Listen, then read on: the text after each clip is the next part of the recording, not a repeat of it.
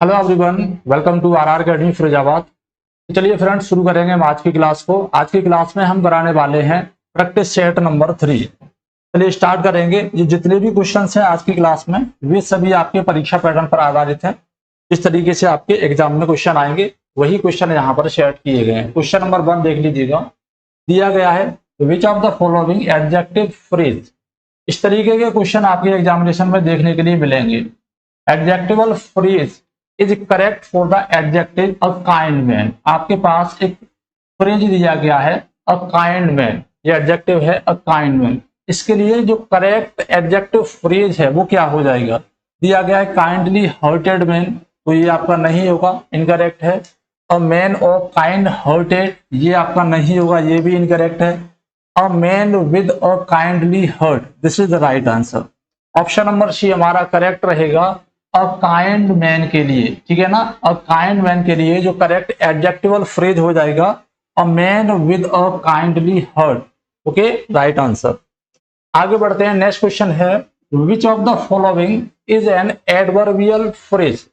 तो in example से आप लोग क्या करेंगे, जिस तरीके के क्वेश्चन मैं यहाँ करा रहा हूं वे सभी क्वेश्चन आप अच्छे तरीके से एक बार रिवाइज कर लीजिएगा। यहाँ पर पूछा गया है एडवर्बियल फ्रेज फॉर रिसेंटली, एक एडवर्ब दिया गया है रिसेंटली। इसके लिए एडवर्बियल फ्रेज कौन सा वाला करेक्ट हो जाएगा? तो दिए गए सिमिलर हैं। एट दिस मोमेंट, तो ये आपका नहीं होगा, इनकरेक्ट है ये। एट दैट मोमेंट, ये भी इनकरेक्ट रहेगा, ठीक है। एट नाउ, अभी, ये भी इनकरेक्ट रहेगा। जो बिल्कुल करेक्ट एक्यूरेट है रिसेंटली का एडवर्बियल फ्रेज वो है आपका जस्ट नाउ, अभी, ठीक है ना। रिसेंटली मतलब अभी, जस्ट नाउ। आगे बढ़ते हैं अगले क्वेश्चन पर। नेक्स्ट क्वेश्चन दिया गया है combine the following sentence. Synthesis के सेंटेंस आपके एग्जामिनेशन में देखने के लिए मिलेंगे, तो सिंथेसिस को आप बहुत अच्छे तरीके से कवर कर लीजिएगा, ठीक है। अगर आप चैनल पर पहली बार विजिट कर रहे हैं तो चैनल को सब्सक्राइब और नोटिफिकेशन बेल को जरूर दबा लीजिएगा। साथ ही साथ हमारा टेलीग्राम चैनल है आरआर अकेडमी फिरोजाबाद, उसको भी आप लोग ज्वाइन कर लीजिएगा, जिसके लिए कोई फीस नहीं ली जा रही है, फ्री ऑफ कॉस्ट है। तो combine the following sentence, he was punished, ये एक सिंपल सेंटेंस है, ही वाज पनिश्ड। और दूसरा सिंपल सेंटेंस है द पनिशमेंट वाज अनजस्ट, यानी कि जो पनिशमेंट था वो कैसा था? अनजस्ट था, अन्यायपूर्ण था। हम किस तरीके से इसको कंबाइन करेंगे? तो जब दो सिंपल सेंटेंस दिए गए हों उनको कंबाइन करने के सारे तरीके मैंने आपको सिंथेसिस कराया था तब बता दिए थे। अगर आप लोगों ने वो वीडियो नहीं देखे हैं तो आप लोग देख लीजिएगा। यहाँ पर है पनिश्ड, यानी कि ये वर्ब है। यहाँ दिया गया अनजस्ट, तो हम क्या करेंगे, इसको एडवर्ब के तरीके से यूज करेंगे, ठीक है ना। पनिश, तो यहाँ दिया द पनिशमेंट वाज अनजस्ट, सो इसको हटाएंगे, ये इनकरेक्ट है। He was punished for unjust, तो ये बिल्कुल इनकरेक्ट है। अनजस्ट के लिए पनिश्ड नहीं किया गया था, पनिशमेंट अनजस्ट था। He was punished bye unjust, तो ये भी इनकरेक्ट है, इसको भी हटाएंगे। यहाँ दिया गया ही वाज अनजस्टली पनिश्ड, बिल्कुल ठीक है, उसको अन्यायपूर्ण तरीके से दंड दिया गया था, right one. Option number D will be correct answer. Next, he was making toys in the evening. तो active voice, direct indirect narration, ये कुछ इंपोर्टेंट ट्रांसफॉर्मेशन है जो आपको अच्छे तरीके से आने चाहिए। यहाँ से आपके लगभग 2-3 क्वेश्चन मिल जाएंगे, ठीक है ना। और बेसिकली ये सभी लोगों को अच्छे तरीके से आते हैं। तो हमारे पास सेंटेंस है ही was making toys in the evening.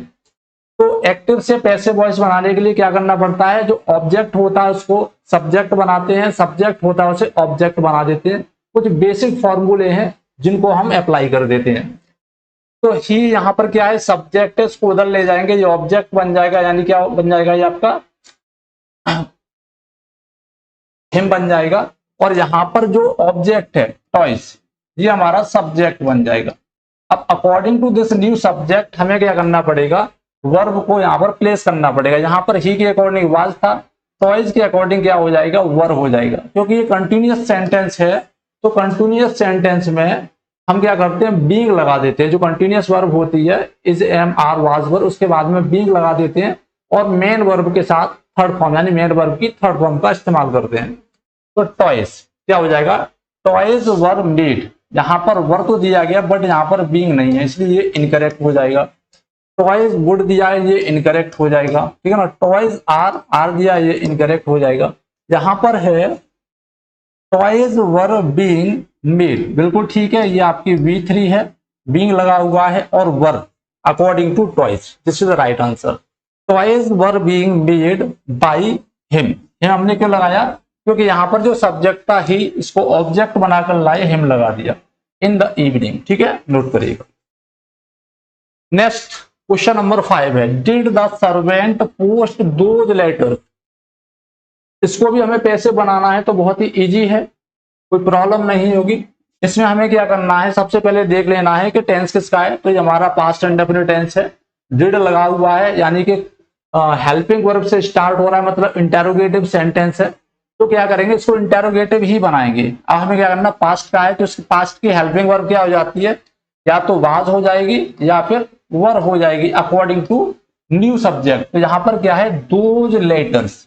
अब दोज लेटर कैसे हैं, प्लुरल नंबर है, तो दोज लेटर्स के लिए वर का इस्तेमाल करेंगे, सबसे पहले वर लगाएंगे। तो कहां पर है, यहां वर है नहीं है, यहां वर है नहीं है, यहां पर वर है नहीं है, केवल एक ही सेंटेंस में वर है, तो ज्यादा देखने की भी आवश्यकता नहीं पड़ेगी, डायरेक्टली हम बिना देखे ही यहां से राइट टिक कर सकते हैं अगर इस तरीके के ऑप्शंस दिए गए जिनमें कोई वर नहीं है।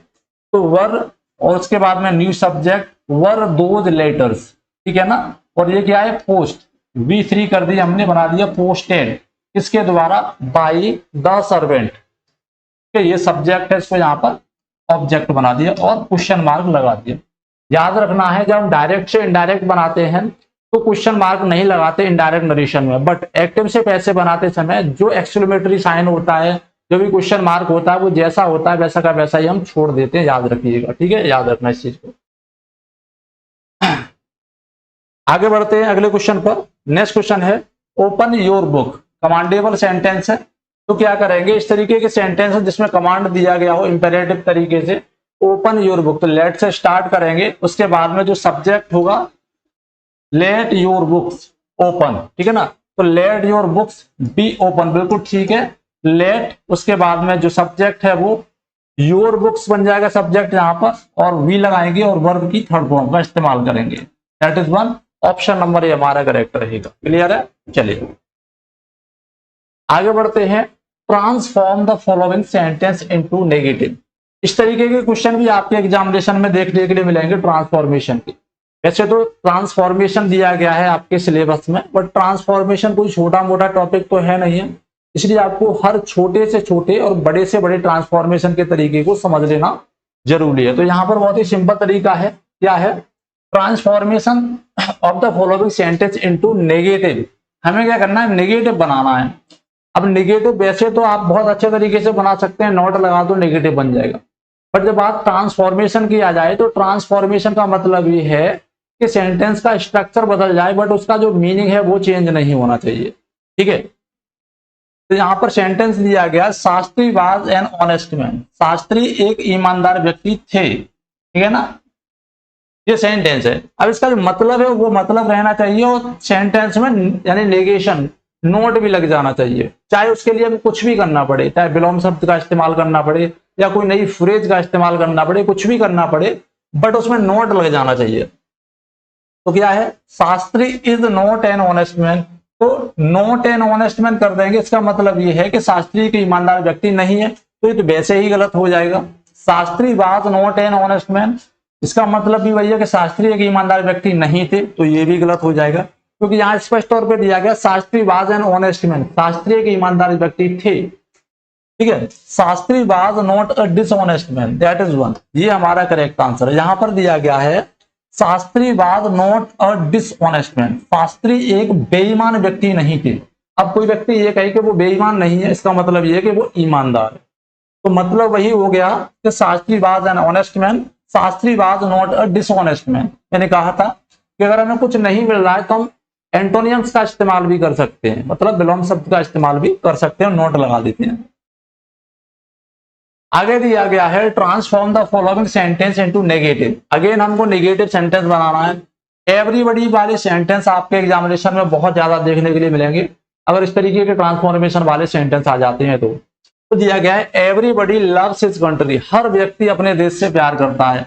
अब इसको नेगेटिव बनाना है, कैसे करेंगे, एवरीबॉडी डज नॉट हेट, अब एवरीबॉडी दिया गया है, डज नॉट हेट दिया गया, मतलब ये तो बिल्कुल इनकरेक्ट है, देयर इज नन, ऐसा कोई नहीं है, ऐसा हु डज नॉट लव, जो अपने देश से प्यार नहीं करता हो, ठीक है ना, ऐसा कोई नहीं है जो अपने देश से प्यार नहीं करता हो। Basically everybody loves his country, मतलब बात एक ही आ रही है, तो हमारा ऑप्शन नंबर हो जाएगा बी करेक्ट।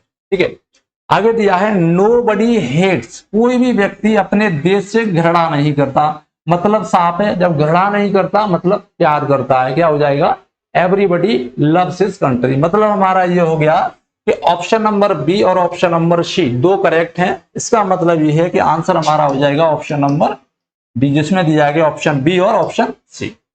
ओके, तो डी को टिक कर लीजिएगा। आगे बढ़ते हैं, नेक्स्ट क्वेश्चन दिया गया है शी इज, फिर है blank, praised for her beauty, और दिया गया है फिर से blank, admired for virtues.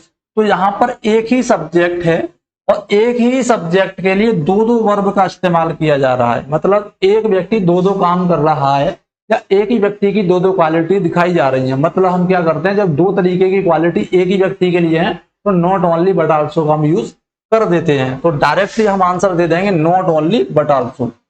She is not only praised for her beauty, वह सिर्फ ब्यूटी के लिए ही प्रशंसित नहीं की जाती है, but also admired for her virtue, बल्कि अपने अच्छे गुणों के लिए भी उसकी प्रशंसा की जाती है। ऑप्शन नंबर डी हमारा करेक्ट रहेगा। नेक्स्ट क्वेश्चन है 10th, his poverty he was respected by all. अब यहां पर देखिए, ध्यान से देखना है, सारी चीजों को ऐसा लग रहा होगा कि सारे पॉइंट सही हैं, तो हमें इनका मतलब पता होना चाहिए। ऑन अकाउंट ऑफ मतलब के कारण, on account of his poverty यानी अपनी गरीबी के कारण वह हर जगह पर रेस्पेक्ट पाता है। गरीबी के कारण भाई कौन रेस्पेक्ट पाता है, मतलब ये इनकरेक्ट हो जाएगा। इन केस ऑफ गरीबी के कारण हो जाएगा, ये भी करेक्ट इनकरेक्ट है। बिसाइड्स ऑफ मतलब गरीबी के अतिरिक्त वह रेस्पेक्ट पाता है, ये भी इनकरेक्ट हो जाएगा। आंसर हो जाएगा इन स्पाइट ऑफ, के बावजूद, इन स्पाइट ऑफ के बावजूद, किसके बावजूद, गरीबी के बावजूद, मतलब गरीब है फिर भी क्या मिलता है, सम्मान मिलता है।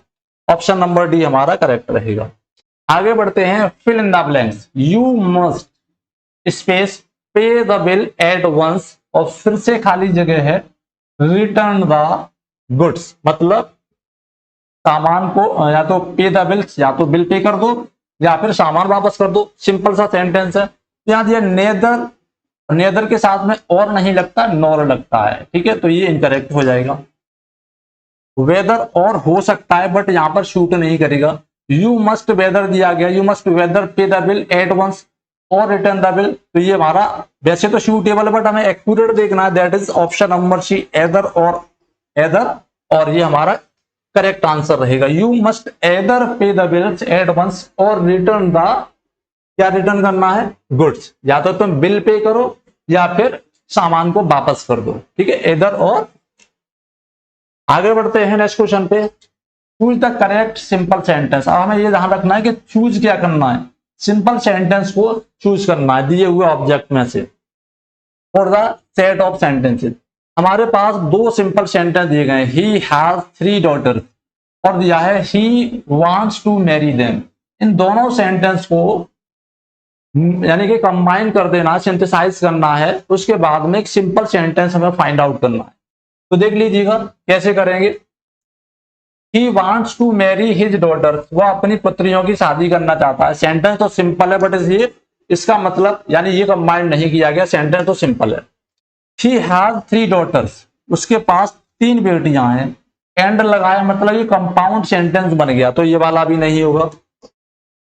ही हैज 3 daughters टू मैरी, उसके पास 3 बेटियां हैं शादी के लिए, ये हमारा बिल्कुल करेक्ट आंसर है, ठीक है। He wants marriage for his 3 daughters, ये हमारा इनकरेक्ट है, ये सही नहीं है। ऑप्शन नंबर सी को टिक कर लीजिएगा। क्वेश्चन नंबर 13 है, choose the correct complex sentence. अब हमें बताना है कॉम्प्लेक्स सेंटेंस में से कौन सा है दिए हुए इन सेंटेंस के लिए। पहला सेंटेंस है ही रीच्ड द स्टेशन, दूसरा है इट वाज रेनिंग। दोनों को मिलाकर कॉम्प्लेक्स सेंटेंस बताना है, दिए हुए सेंटेंस में से कौन सा वाला कॉम्प्लेक्स है, इनके लिए बिल्कुल करेक्ट। चलिए देख लेते हैं। ही reached the station while raining, वह स्टेशन तब पहुंचा जब बरसात हो रही थी, यानी वो बरसते हुए टाइम में स्टेशन पहुंचा। सेंटेंस तो ठीक है, बट ये है कैसा है, ये सिंपल सेंटेंस है। सेंटेंस तो सही है बट ये सिंपल सेंटेंस है। हमें पूछा क्या गया है, कॉम्प्लेक्स पूछा गया है। अगर सिंपल पूछा गया होता तो ये आंसर हो जाता। ही रीच द स्टेशन, वह स्टेशन पहुंचा कब, व्हेन इट वाज रेनिंग, बिल्कुल ठीक है। सबऑर्डिनेटिव क्लॉज लगा हुआ है, ऑप्शन नंबर बी हमारा करेक्ट रहेगा, यही हमारा कॉम्प्लेक्स सेंटेंस है। इन स्पाइट ऑफ, के बावजूद, कब, रेनिंग, बरसात के बावजूद, ही रीच द स्टेशन, बरसात हो रही थी उसके बावजूद भी स्टेशन वो पहुंच गया। ये भी सेंटेंस सही है बट ये कैसा है, कंपाउंड सेंटेंस है। कैसा है ये कंपाउंड सेंटेंस है। अगर कंपाउंड पूछा गया होता तो आप इसको टिक कर देते, अभी ये सही नहीं है, मतलब कंपाउंड है, ये सिंपल है और केवल एक ही हमारा ठीक है जो कि कॉम्प्लेक्स है। He reach the station but it was raining, वह स्टेशन पहुंच तो गया लेकिन बरसात हो रही थी। सेंटेंस ये भी ठीक है बट ये कैसा है, ये भी कंपाउंड सेंटेंस है। ये भी क्या है, ये भी कंपाउंड सेंटेंस है। ठीक है, अगर इनकरेक्ट वाले पूछे जाते कि इनमें से कौन सा इनकरेक्ट हो, तो सेंटेंस तो चारों ही करेक्ट हैं। इसके लिए सिंथेसाइज किया गया, यानी इसको कंपाउंड किया गया, कंबाइन किया गया, बट यहां पर ये सिंपल है, ये कॉम्प्लेक्स है, ये कंपाउंड है और ये कंपाउंड है। हमें केवल कॉम्प्लेक्स पूछा गया था, ये वाला, तो ऑप्शन नंबर बी हमारा करेक्ट रहेगा। नेक्स्ट क्वेश्चन है, choose the correct spelled word. Spelling वाले क्वेश्चन जरूर पूछे जाएंगे, तो स्पेलिंग पे अच्छी कमांड रखिएगा। कुछ इंपोर्टेंट मोस्ट पॉपुलर जो वर्ड होते हैं जो अक्सर एग्जामिनेशन में आते हैं, रिपीटेड, उनको आप अच्छे तरीके से लर्न करेंगे। देखिए यहां दिया गया है निग्लेक्टफुल, तो कभी भी किसी सेंटेंस में जब फुल आ जाए तो फुल में डबल एल नहीं होता है। ठीक है, तो इसमें से एल हटा देंगे, ये हमारा सही हो जाएगा। कटिंग में टी डबल होता है, याद रखिएगा, यानी ये भी इनकरेक्ट है, ये भी इनकरेक्ट है। यहां दिया बेन, मतलब प्रतिबंधित करना, तो बी ए डबल एन होता है, B A double N E D, ये भी इनकरेक्ट है। यहां दिया गया कटर, ये हमारा बिल्कुल सही आंसर, कटर, ये बिल्कुल स्पेल्ड है। आगे बढ़ते हैं नेक्स्ट क्वेश्चन पे, फिल इन द ब्लैंक्स। यहां दिया है diet is essential for good health and nutrition, यानी कि इसको हमें अपने कॉमन सेंस से फिल करना है। यहां पर कौन सा वाला वर्ड है जो बिल्कुल फिक्स होना चाहिए, दिया गया है ए, उसके बाद ब्लैंक डाइट, तो कैसी, healthy diet, healthful diet, healthier diet या फिर हैवी डाइट। तो याद रखेंगे जो आपका पोषक आहार होता है उसको हम हेल्दी डाइट कहते हैं। क्या कहते हैं, हेल्दी डाइट, ये फ्रेज होती है। और healthy diet is essential for good health and nutrition, option number A को टिक करेंगे। अगला क्वेश्चन है फिल इन द ब्लैंक्स। यहां पर दिया गया है चूज, सही तो था वो,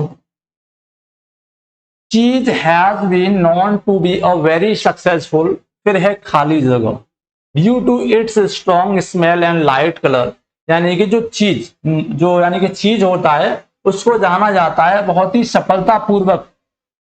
अब यहां पर हमें कोई वर्ड यूज करना है, बेट, वेट, हैवी और वेट, ड्यू टू इसके स्ट्रॉन्ग स्मेल के कारण और लाइट कलर, यानी इसका जो लाइट कलर होता है, हल्का ब्राउन कलर होता है, इसके कारण उसकी जो स्मेल होती है, गंध होती है, इसके कारण इसको जाना जाता है। किसके रूप में जाना जाता है, वेट, हैवी, वेट और बेट। तो इसका जो राइट आंसर है वो है बेट। इसका मतलब होता है चारा। क्या होता है, चारा। या हम ये कहें कि जब किसी चीज को अट्रैक्ट करना हो, जैसे बच्चों को भी अट्रैक्ट करना हो, तो चीज घर में रख दो, बच्चे उसके चारों तरफ घूमना शुरू कर देंगे कि फ्रिज में चीज रखा है, इसको खा लें थोड़ा थोड़ा। इसी तरीके से जो मछलियां पकड़ने वाले होते हैं तो अपना जो फिशिंग हुक होता है उस पर चीज लगा लेते हैं, जिसके कारण इसको पॉपुलरली क्या जाना जाता है, बेट के रूप में जाना जाता है। ठीक है, चारा। नेक्स्ट क्वेश्चन है find the error part of the given sentence. हमें इसमें इरर पार्ट फाइंड आउट करना है। ही कैन राइट, वह लिख सकता है, द लेटर, वह पत्र लिख सकता है, इन इंग्लिश में। ठीक है, यहां तक तो बिल्कुल करेक्ट है, कोई प्रॉब्लम नहीं है। ठीक है, आगे दिया गया है इफ ही वांटेड, तो ये है कैन और ये है वांटेड। तो हम क्या करेंगे, या तो कैन हटाएंगे या वांटेड हटाएंगे, एक चीज हटा सकते हैं। तो अकॉर्डिंग टू इस क्वेश्चन के अकॉर्डिंग हमारा क्या, वह लिख सकता है। हम कहें किसी की पॉसिबिलिटी दर्शाई जाए तो बोलते हैं कि वो ऐसा काम कर सकता है अगर वो चाहे तो इस तरीके की कंडीशन में हम लास्ट वाला पोर्शन ही हटाएंगे, वांटेड को वांट में चेंज कर देंगे। ठीक है ना। ऑप्शन नंबर डी हमारा करेक्ट रहेगा। नेक्स्ट वन, अगला क्वेश्चन है व्हेन द पब्लिशर, जब प्रकाशक इज नॉट बिजी, यानी कि जब प्रकाशक बिजी नहीं होता, फ्री होता है, he uses to talk the writers, तो वो राइटर से बात करता है। अब यहां पर एक हैबिचुअल एक्शन दिखाया जा रहा है कि जब पब्लिशर फ्री होता है तो वो राइटर से बात करता रहता है। इसका मतलब ये है, यहाँ पर यूजेज टू टॉक है, ये क्या है, सही है। तो देखिए जब पास्ट का हैबिचुअल एक्शन होता है तो हम यूज्ड टू का इस्तेमाल करते हैं, बट जब प्रेजेंट के हैबिट के बारे में बात कही जा रही है तो सिंपल प्रेजेंट में ही उसका इस्तेमाल करते हैं। किसमें करते हैं, सिंपल प्रेजेंट टेंस में। अब यहां पर दिया गया है आपका यूजेज टू टॉक, तो ये फ्रेज जो है ये गलत है। यहां पर केवल क्या हो जाएगा, टॉक्स हो जाएगा। क्या हो जाएगा, टॉक्स हो जाएगा, मतलब ही टॉक्स, इतना हो जाएगा, ये करेक्ट है। और इसीलिए हमारा ये वाला पोर्शन इनकरेक्ट। आगे है find the error part of the given sentence. Again हमारे पास एक एरर डिटेक्शन क्वेश्चन है। इफ अ डेवलपिंग कंट्री, यानी कि एक विकासशील देश, विकासशील देश का मतलब है जो विकसित नहीं हो पाया है पूर्ण रूप से, विकास हो रहा है उसका, जैसे कि इंडिया एक डेवलपिंग कंट्री है, हालांकि अब विकसित होता जा रहा है, बस कंप्लीट होने में थोड़ा बहुत टाइम है।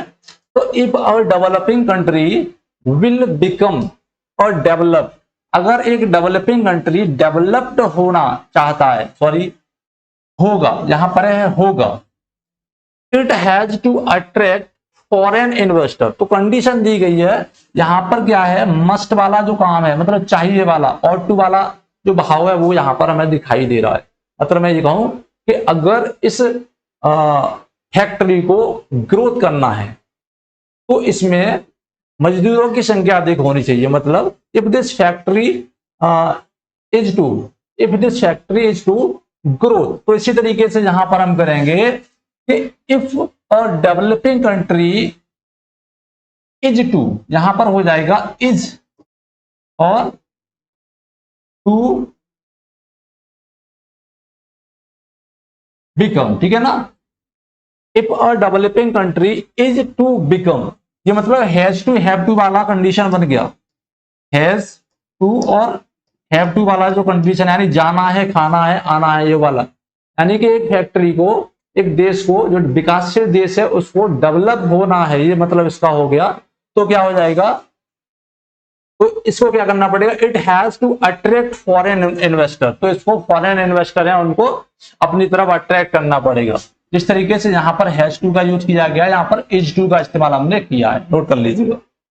नेक्स्ट वन अगला क्वेश्चन है, आंसर कौन सा था, आंसर हो जाएगा it has to, option number B को टिक करेंगे, ये इसका आंसर हो जाएगा। Next one, Muzaffarpur is space from Patna than Hajipur, तो ये बहुत ही आसान है। इसमें क्या करना है, ये देखना है कि यहाँ पे देन लगा हुआ है, और देन जिसमें आ जाए तो वहां पर कंपैरेटिव डिग्री का यूज करते हैं। तो यहाँ पर क्या होगा, कंपैरेटिव फॉर्म में जो एडजेक्टिव होगा उसे यूज करेंगे। फार मतलब दूर, तो ये नहीं होगा। फार्दर, देखिए फार का जो सेकंड फॉर्म होता है, यानी कि कंपैरेटिव फॉर्म होता है, वो होता है फार्दर, तो ये हमारा आंसर हो जाएगा। फर्दर का मतलब होता है कुछ और, ये वाला इनकरेक्ट है। फर्दर का मतलब कुछ और होता है, और फार्दर का मतलब होता है दूर, मतलब दूर, और ये और दूर, और दूर, ठीक है। आगे बढ़ते हैं, fill in the blank, the patient was taken to the, फिर दिया गया है हॉस्पिटल। इस तरीके के क्वेश्चंस की भरमार होगी एग्जामिनेशन में, जिसमें आपका 50% कॉमन सेंस चलेगा और 50% क्या चलेगा, स्ट्रक्चर, किस आधार पर ये सेंटेंस है। तो यहां पर देखिए, the patient was taken to the, उसके बाद है ब्लैंक हॉस्पिटल, इसको हटाइए, ये अननेसेसरी टाइप हो गया है। तो नियरर हॉस्पिटल, अब नियरर कब लगाते, जब कोई कंपैरेटिव फॉर्म का एडजेक्टिव और होता, नियरर देन लगा होता, तो ये नहीं करेंगे। नेक्स्ट मतलब अगला, आप जब कहीं पर पेशेंट की बात आ जाए और उसे हॉस्पिटल ले जाया जाए तो कॉमन सेंस लगा सकते हैं कि जो सबसे नजदीक हॉस्पिटल होगा वहां पर उसे ले जाया जाता है। तो the patient was taken to the nearest hospital, मतलब मरीज को सबसे करीबी अस्पताल में भर्ती कराया गया। Next fill in the blank, he was writing a letter with one hand and smoking a cigarette with the, यहां पर फिल करना है हमें एक और वर्ड, क्या करेंगे, other, another, second, any other. तो एक हाथ से वो क्या कर रहा है, he was writing a letter with one hand, एक हाथ से तो वो लेटर लिख रहा है, और दूसरे से, दूसरे के सेंस में क्या करेंगे, अदर का इस्तेमाल करते हैं, दूसरे के सेंस में क्या करते हैं, अदर का इस्तेमाल करते हैं, ध्यान रखिएगा, अदर, दूसरे, ठीक है, तो अदर हैंड। आगे बढ़ते हैं नेक्स्ट क्वेश्चन पे, fill in the blank. Some boys were playing cricket, कुछ बच्चे क्या कर रहे हैं, क्रिकेट खेल रहे हैं, कुछ बच्चे क्रिकेट खेल रहे हैं। एंड द, फिर से हमारे पास ब्लैंक है, and the were playing tennis. अब क्या हो गया, कुछ बच्चे क्रिकेट खेल रहे हैं और दूसरे बच्चे क्या कर रहे हैं, टेनिस खेल रहे हैं। तो यहां पर क्या करेंगे, एनोदर लगाएंगे या अदर लगाएंगे, सेकंड लगाएंगे, एनी अदर लगाएंगे। तो यहां पर भी हम क्या करेंगे, अदर लगाएंगे। अब अदर का इस्तेमाल आप लोग समझ लीजिए, अदर प्लस सिंगुलर या प्लुरल, सिंगुलर या प्लुरल नाउन दोनों के साथ में कर सकते हैं। किस सेंस में, दूसरा या दूसरा, दूसरा या दूसरे के संदर्भ में, ठीक है ना, दूसरा या दूसरे के संदर्भ में सिंगुलर या प्लुरल नाउन से पहले हम इसका यूज करते हैं। आगे बढ़ते हैं नेक्स्ट अगले क्वेश्चन पर। ही विल टेक, यहां दिया गया 5 hours to do this work. इस तरीके का क्वेश्चन आ जाए जिसमें other, another, second, any other, इस तरीके के ऑप्शन हो, तो आप लोग ध्यान रखिएगा कि जहां पर इस तरीके का यानी कि न्यूमरल एडजेक्टिव दिया गया जैसे 1 2 3 4 5 6, तो न्यूमरल एडजेक्टिव हो, numeral adjective plus plural noun दिया गया हो। अब इसके साथ में जो हम प्लेस करेंगे वो क्या करेंगे, वो प्लेस करेंगे another, option number B, another plus numeral adjective plus plural noun. ये कंडीशन होती है, इसका मतलब होता है दूसरे 5 घंटे, ठीक है ना। अब एनोदर का जो इस्तेमाल होता है, एनोदर का एक इस्तेमाल तो मैंने ये बता दिया, another plus numeral adjective plus plural noun. दूसरा another plus singular noun, another plus singular, ये किस अर्थ में होता है, इसका जो मतलब होता है अन्य, या फिर मैं कहूं अतिरिक्त, ठीक है ना, अतिरिक्त, अतिरिक्त के रूप में। याद रखिएगा हमने अदर का इस्तेमाल किया था दूसरे के रूप में, यानी कि पहला और ये दूसरा, लेकिन कुछ चीज जो हटके हो, एडिशनल हो, अतिरिक्त हो, एक्स्ट्रा हो, उसके लिए हम एनोदर का इस्तेमाल करते हैं। Fill in the blanks again देखिएगा, she wanted to buy camera. अब बताइए यहां पर क्या करेंगे, अदर, अदर कैमरा करेंगे, वह दूसरा कैमरा लेना चाहती है, या फिर एनोदर कैमरा लेना चाहती है। तो एब्सोल्युटली हमने अभी अभी बताया था, इसका मतलब होता है अतिरिक्त, ठीक है ना, एक्स्ट्रा, एक और अदर का मतलब दूसरा, मतलब पहला और दूसरा इस संदर्भ में। तो ऑप्शन नंबर बी हमारा करेक्ट रहेगा, क्योंकि एनोदर के साथ में सिंगुलर नाउन लगती है। क्लियर, याद रखना। हालांकि अदर के साथ में सिंगुलर और प्लुरल दोनों ही लगते हैं, बट अदर का जो संदर्भ है वो दूसरे के सेंस में होता है। एनोदर का मतलब होता है एडिशनल, अतिरिक्त, ठीक है ना, याद रखना इस चीज को। आगे क्वेश्चन दिया गया है, choose the correct expression for the idiom a penny for your thought, a penny for your thought. कभी कभी हम क्या करते हैं, किसी व्यक्ति से पूछ लेते हैं कि भाई क्या सोच रहे हो, तो ये इडियम दिया गया है a penny for your thought, इसका मतलब यही है what are you thinking, what are you thinking. ये जो क्वेश्चन है, इस क्वेश्चन को हम इस तरीके से बोल सकते हैं, a penny for your thought, मतलब a way of asking what someone is thinking, एक ऐसा तरीका जिससे हम किसी दूसरे व्यक्ति से पूछते हैं कि भाई तुम क्या सोच रहे हो, ठीक है, नोट कर लेना इस चीज को। अगला क्वेश्चन है, all in a days work. कभी कभी हमारी जिंदगी में कुछ काम ऐसे जुड़ जाते हैं जो हम सोच लेते हैं अब कोर्स ऑफ द डे, ये तो जिंदगी का पार्ट हो गए हैं, ठीक है ना, रोजमर्रा की जिंदगी के जुड़े हुए काम हो गए, इनसे काम इनको हमें करना ही करना है। मतलब even in a routine work, ये even in a routine work one can find, ये नहीं होगा, समथिंग अनयूजुअल और डिफिकल्ट, यानी भले ही कुछ अनयूजुअल और डिफिकल्ट हो but accepted as a part of someone's normal routine. Option number B will be correct answer. Next में अगला क्वेश्चन है ब्लेसिंग इन डिस्गाइज। कभी कभी जिंदगी में ऐसा होता है, कुछ चीजें हमारी जिंदगी में इस तरीके से होती हैं जो होती तो ऐसे हैं जैसे कि हमारा कुछ नुकसान करने वाली है, बट अनफॉर्चुनेटली यानी कि उस फैक्ट के अकॉर्डिंग अनफॉर्चुनेटली वो क्या होता है, फॉर्च्यून में तब्दील हो जाती है। तो इसको ही हम कहते हैं blessing in disguise, an apparent misfortune that eventually has good result. Has अलग करिएगा, गुड अलग करिएगा, has good result. Option number B will be correct answer. जैसे कि ऐसा हो आप जिस बस से सफर करने वाले हो और वो बस आपकी मिस हो जाए, आपको लगे बहुत बुरा हो गया, मैं वहां जाने वाला था नहीं पहुंच पाया, लेट हो जाऊंगा, बट पता पड़े कि आगे चल के वो बस पंक्चर हो गई, मतलब वो उसका टायर फट गया, एक्सपायर कुछ भी दुर्घटना हो गई उस बस के साथ में, तब आपको लगेगा कि ये क्या हो गया, ब्लेसिंग इन डिस्गाइज। लग तो बुरा रहा था बट ये बहुत अच्छा हो गया।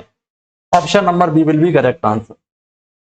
नेक्स्ट वन क्वेश्चन नंबर 29 है fill in the blank. There were not so many books, there were not so many books as. ये बहुत ही इंटरेस्टिंग क्वेश्चन है। इस तरीके के क्वेश्चन अक्सर एग्जामिनेशन में देखने के लिए मिलते हैं। There were not so many books, वहां पर इतनी किताबें नहीं थी, एज नीडेड, यहां पर खाली जगह है, हमें पता लगाना है कि क्या भरा जाएगा। तो एज इट नीडेड, क्या ये हो सकता है, बिल्कुल नहीं हो सकता। वर नीडेड, ये भी नहीं हो सकता। Was needed, absolutely option number C will be correct answer. अब क्यों, देखिएगा, there were not so many books, अगर किसी सेंटेंस में एज यूज किया गया है तो एज के बाद में कोई मेन वर्ब है, इसका मतलब ये है कि एज के बाद इट छुपा हुआ है, ठीक है, एज के बाद इट छुपा हुआ है। अब इट के साथ में अगर हमने नीडेड लगाया है तो इट नीडेड तो नहीं होगा, इट नीडेड तो नहीं होगा, क्योंकि इट का मतलब ये किसी प्रोनाउन के तौर पे आया है, तो यहाँ पर कुछ नहीं है। मतलब ये हुआ कि इट के साथ में डायरेक्टली नीडेड का इस्तेमाल हम नहीं कर सकते, तो एज इट, और इट के साथ में क्या करते हैं, सिंगुलर वर्ब का इस्तेमाल करते हैं, as it was needed, as it was needed. मतलब ऑप्शन नंबर बी हमारा, ऑप्शन नंबर सी हमारा करेक्ट रहेगा, बाद का इस्तेमाल करेंगे। अगला क्वेश्चन है fill in the blanks. A variety of pleasing objects, मतलब बहुत ही जो खुश कर देने वाली चीज होती है, मन को खुश करने वाली, अच्छी लगने वाली जो चीज होती है, ये क्या करती हैं, happy feelings to a sad person, एक दुखी व्यक्ति को हैप्पी फीलिंग्स देती हैं। तो गिव्स लगाएंगे, गिव लगाएंगे, विल लगाएंगे, डज गिव्स लगाएंगे। तो देखिए यहां पर आपको एक फ्रेज दिखाई दे रहा है, अ वैरायटी ऑफ।